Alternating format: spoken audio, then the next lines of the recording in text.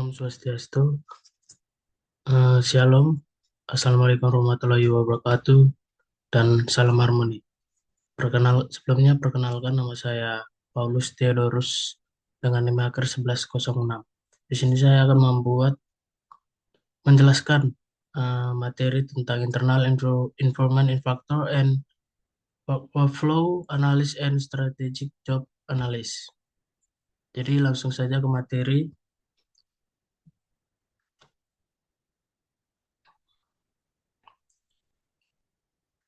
Yang yang pertama ya langsung saja faktor lingkungan internal. Jadi faktor lingkungan internal adalah faktor yang berasal dari dalam organisasi yang mempengaruhi kinerja perusahaan serta fungsi manajemen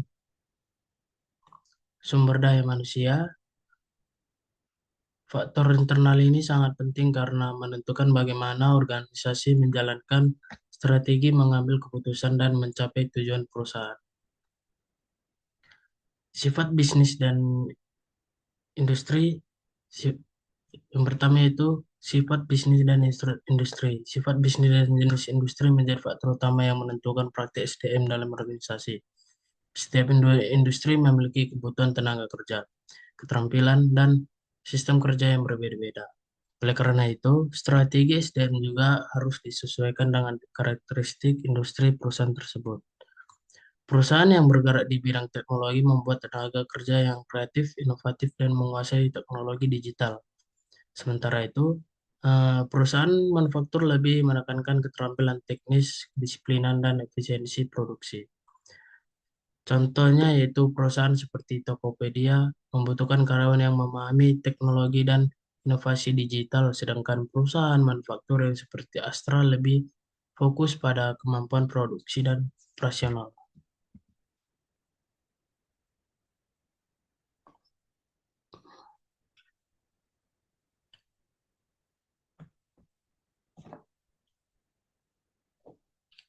Yang kedua yaitu yang kedua yaitu eh, misi dan strategis organisasi. Jadi, misi organisasi menjadi pedoman utama dalam menentukan arah perusahaan. Strategi organisasi juga sangat mempengaruhi kebijakan SDM, mulai dari proses perekrutan, pelatihan, penilaian kerja, hingga sistem penghargaan bagi karyawan.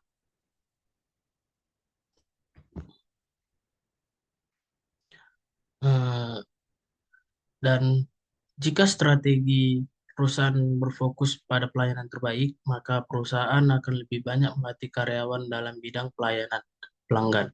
Contohnya seperti hotel berbintang biasanya melatih karyawan secara intensif agar mampu memberikan pelayanan yang ramah dan profesional.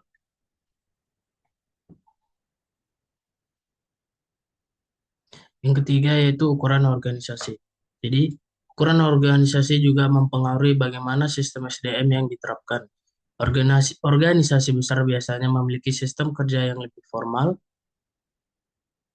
terstruktur dan kompleks dibandingkan organisasi kecil. Perusahaan besar cenderung memiliki departemen SDM yang lengkap, sistem pelatihan yang jelas, serta jenjang karir yang lebih teratur. Sebaliknya, perusahaan kecil biasanya lebih fleksibel dan memiliki sistem kerja yang lebih sederhana. Contohnya seperti perusahaan besar seperti BRI memiliki sistem rekrutmen dan pelatihan nasional, sedangkan usaha kecil lebih sederhana dalam proses perekrutan karyawannya. Ya, selanjutnya itu adalah struktur organisasi. Jadi, struktur organisasi menentukan pembagian tugas, wewenang, dan tanggung jawab dalam perusahaan. Struktur organisasi juga mengaruhi proses komunikasi dan pengambilan keputusan. Struktur vertikal biasanya memiliki hierarki yang ketat dan keputusan yang lebih terpusat pada manajemen. Eh, dan struktur harus juga mempengaruhi komunikasi dan pengambilan keputusan. Struktur vertikal biasanya memiliki hierarki yang ketat dan keputusan lebih tepat pada manajemen. Atas dan Sebaliknya, struktur horizontal lebih fleksibel dan mendorong kerjasama antar bagian dalam organisasi. Contohnya seperti startup digital biasanya menggunakan struktur horizontal agar komunikasinya lebih cepat dan inovasi lebih mudah berkembang.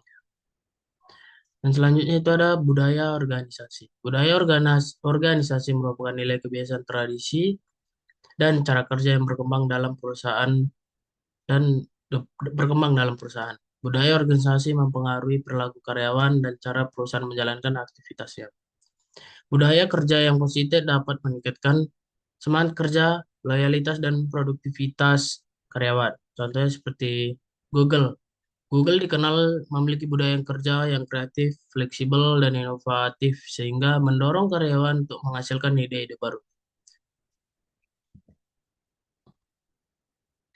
Selanjutnya itu yang keenam, filosofi dan prioritas manajemen.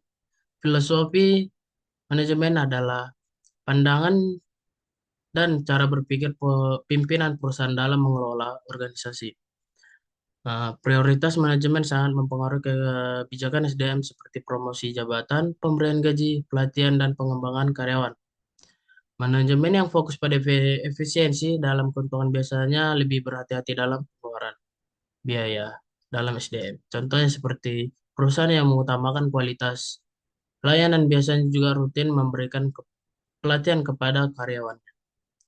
Yang ketujuh yaitu peran serikat pekerja. Serikat pekerja memiliki pengaruh terhadap kebijakan SDM karena berfungsi mewakili kepentingan karyawan.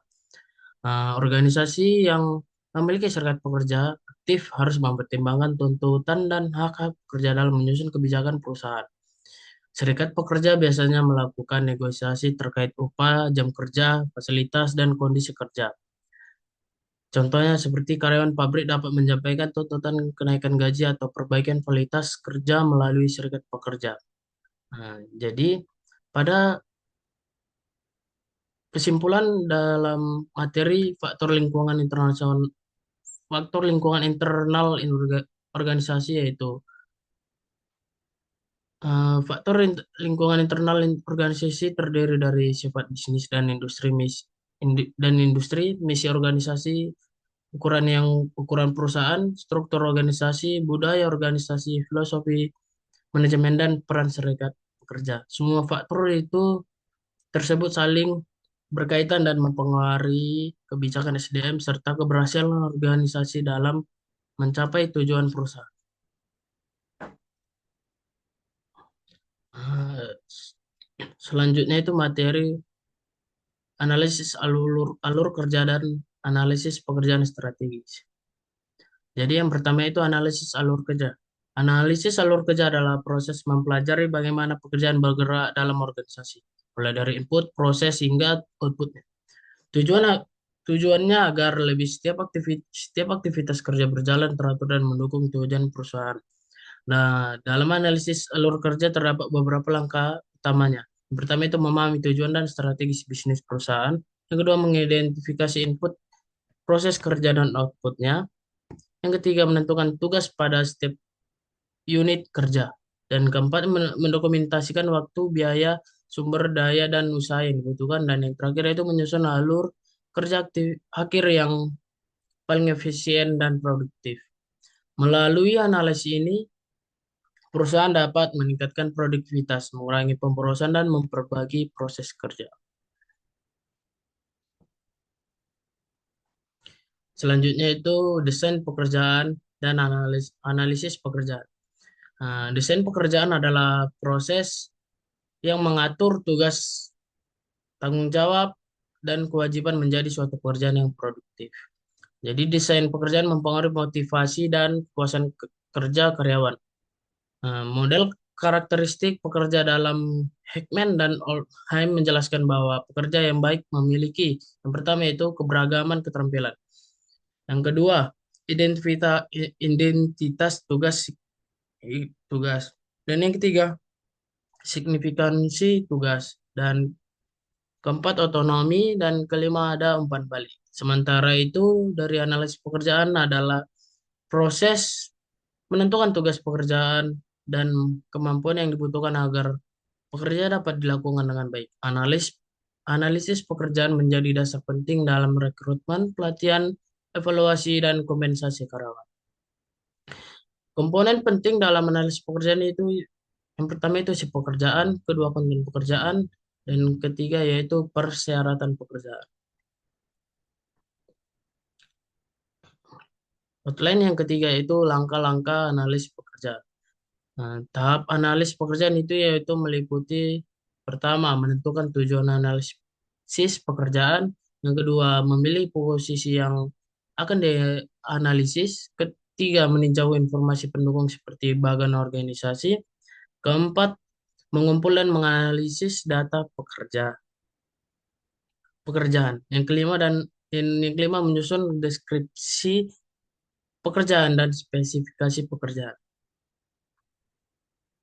Hasil analisis pekerjaan membantu perusahaan menempat, mendapatkan orang yang tepat pada posisi yang tepat.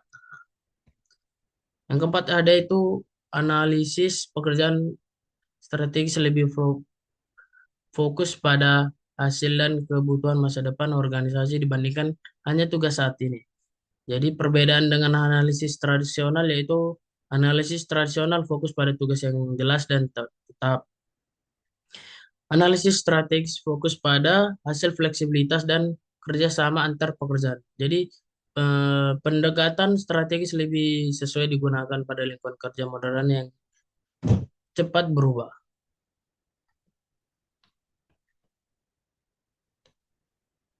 Outline kelima itu the jobbing. The jobbing adalah konsep pengurangan batasan pekerjaan tradisional. Dalam konsep ini, karyawan tidak hanya terpaku pada satu tugas tertentu, tetapi dituntut lebih fleksibel dan mampu menyesuaikan diri dengan perubahan. Ciri utama di jobbing yaitu pertama fokus pada kinerja bukan jam kerja. Yang kedua memberikan kebebasan berinovasi dan yang terakhir karyawan dipersiapkan untuk peran masa depan. Nah, konsep ini banyak ditemukan pada perusahaan rintisan atau startup yang kerjaannya masih dinamis. Yang keenam itu profil kompetensi dan strategi job modeling atau singkat SJM. Jadi profil kompetensi berisi kemampuan, pengetahuan, pengalaman, dan karakteristik yang harus dimiliki seorang untuk menjalankan pekerjaan dengan baik. Sedangkan strategi job modeling atau SJM adalah pendekatan yang menghubungkan kebutuhan organisasi dengan kompetensi pekerja masa depan.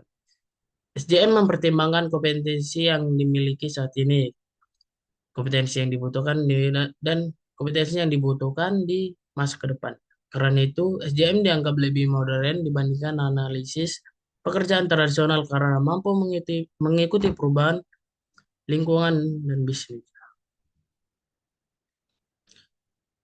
Itu saja yang bisa saya sampaikan dari kedua materi itu. Dan saya mohon maaf jika ada salah kata. Om, saya tutup presentasi ini dengan Param Santi Om Santi Santi Om. Assalamualaikum warahmatullahi wabarakatuh dan salam harmoni.